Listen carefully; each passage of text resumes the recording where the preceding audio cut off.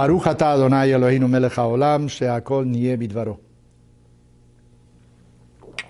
I am reading these days a book called Balaam's Prophecy. In Hebrew, his name is Bileam. Who was this Bileam? He was a prophet. He was a non-Jewish prophet. He was hired by one of the kings at the moment when our ancestors left Egypt. This king hired him to do something against the Jewish people. He realized that the Hebrews were very strong. They were winning all the battles in the desert. So he figured an armed conflict with the Jews is not possible. They're too strong. So what is their strength? Their strength is the word, their faith. So let's go look for somebody who has faith. And that was this man, Bileam. According to our rabbis, he was as great a prophet as Moses himself. Why so? Well, our rabbis say, so that the peoples of the world shouldn't be able to say the Jewish people achieved great spiritual heights because they had a man like Moses to lead them. If we would have had somebody like that, maybe we would have done the same. So God said, here is one. Bileam is your prophet. Let's see what you do with him. So the story is that when he saw the Jewish people and he wanted to curse them, and this was the reason he was hired by the king, instead of cursing them, he blessed them. Because he was inspired by God, he knew that this was the people that was elected by God to serve as a light unto the nations. So one of the phrases he said, that the Jewish people is really lonely. Am echad. It is a solitary nation among all the other nations. He realized the uniqueness of the Jewish people. And this book speaks about the atrocities that happened during the Second World War. You know who wrote the book? The book was written by Naphtali Lavi Lau.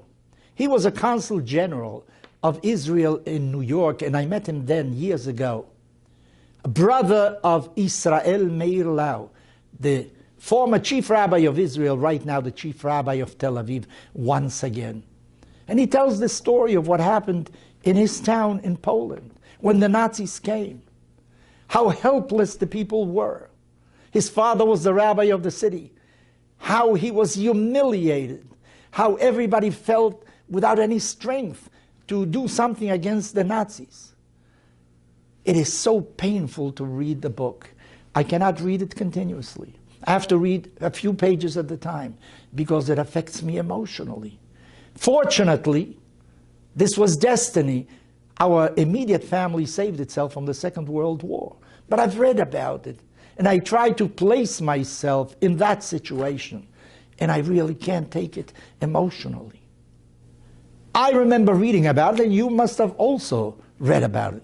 Why didn't the Allies bomb the rails of the trains that brought so many victims to Auschwitz? Had they done that, maybe the outcome would have been different. You know, all the survivors had a terrible relationship with those trains because they were very punctual, like the Nazis, the Germans, knew how to do. And at the appointed time, the train came into Auschwitz. And of course, you know what the destiny of the people, of most of the people that went to Auschwitz really was. They became ashes. Had they done, maybe, bombed those rails, maybe some Jews would have saved themselves. Others think, including myself, the Nazis would have found another way to exterminate the Jews. I don't think that would have changed really the outcome of what happened with the Jewish people. But the question is there. Why didn't they do it?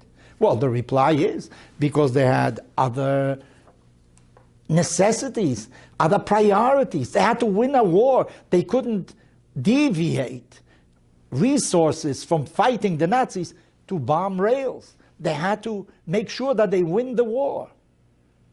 On the other hand, the Nazis themselves, they did divert many of their forces instead of fighting against the Allies in order to exterminate the Jews. Because for them, the extermination of the Jews was number one in their ideology. And on the other hand, in the Allies' ideology, there were many considerations. Who knows, economic, social, political. The Jews were there too, but the Jews were not their primary consideration. We must bear that in mind. You know why they didn't do it? Because they had other priorities. That's why the Allies didn't bomb those. So we have to be conscious of the fact that others are not going to fight our wars for us. Look at what's happening in Syria. I just read these days, one group bombed a hospital, the following day the other group bombed a different hospital. What about the hundreds of thousands of refugees in Europe that come from the Middle East? Who produced them? What's going on in Africa, in different parts of the world? Of course, there are meetings about how to solve the problem in Syria. Does anybody really care sufficiently in order to put a stop to that? Because the world is involved in itself. Every country is involved in its own problems. And we Jews have to be conscious of the fact that the only ones that are going to guarantee the survival of the Jewish people are we ourselves. And you know what the answer to Auschwitz is? The answer is Medinat Israel. This is now an independent country. They are the only ones that can really guarantee the survival of the Jewish people. One cannot understand how come so many young people in the world, including many Jews, listen to what the extreme left tells them.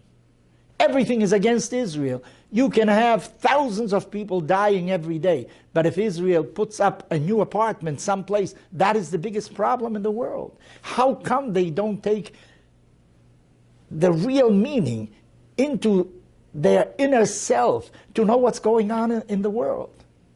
I read a very important essay by Elliot Abrams. He is an intellectual who has served different governments in the United States. I met him several years ago. He was in Venezuela.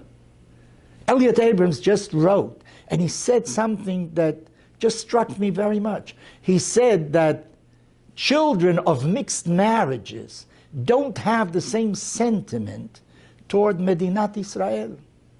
They don't have the historical memory that we all have, regardless of how religious we are, regardless of that. Maybe they don't know, or they don't want to know. They didn't read history. That in the eyes of the Nazis, if your parents were intermarried, you were still Jewish. In fact, it was sufficient to have one Jewish grandparent to be considered Jewish, to be sent to Auschwitz. Don't they realize that? Maybe not. They don't have the same sentiment. They don't have the same feeling. I read a book that is called Israel, the Ever-Dying People by Simon Rabinowitz. He documents the fact that in every generation they try to destroy us, as we say in the Haggadah, Bechol dor vador omdim aleinu lechalotenu. Everyone wants to do away with us. The Romans wanted to do away with us. The Greeks wanted to do away with us. The Crusaders. You know what the Crusaders were? They were hordes of assassins. They violated women, burnt down entire cities. The Jewish people suffered tremendously from those crusades. Khmelnytsky in 1648. Need I repeat the pogrom of Kishinev? Need I repeat what's happening all over, including today? Don't the leaders of Iran want to erase Israel off the map of the world? We have to be conscious of the fact that the only guarantors of Jewish destiny are the Jewish people themselves. Because what happens in Syria, with the thousands of refugees in Europe, nobody is really doing anything serious about it. You know who's going to defend the Jewish people? It's going to be the Jewish people in Israel and the Jewish people outside of Israel. Why do they hate us so much? I really don't know. Is it because we brought down 2 tablets of the law that says that to murder is wrong, that to steal is wrong, and even if you do it, you know now that it's wrong to do it? Or maybe it is because everybody needs some entity, somebody to blame for whatever you are doing wrong. You need a scapegoat. You need to say, you know, I have faults, but you know whose fault it is that I have faults? It's that scapegoat. And whom do you choose as scapegoat? You choose somebody who is indefensible.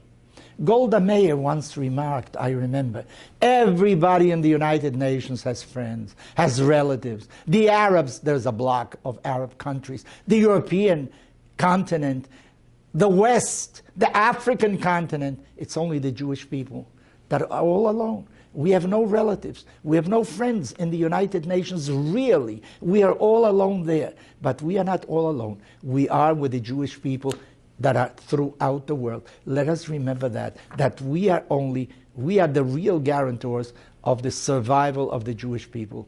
But as this Mr. Ravidovich wrote, in every generation they try to annihilate us. But take a look, where are the Greeks? Where are the Romans? Where are those people that tried to do away with us? They have all really disappeared. The Jewish people has survived. Why have we survived? Because we have destiny, because we have mysticism. We have a reason to live. And the reason is because God gave us His Word, the Torah. We know what that is. We have a tremendous history that we have to study constantly to know who we really are. But let us bear in mind, we not only have history, we have a present, we have present time, and we also have a tremendous future. The future depends upon us, and with the protection of God, we will certainly overcome all the difficulties that present themselves during the history of our people.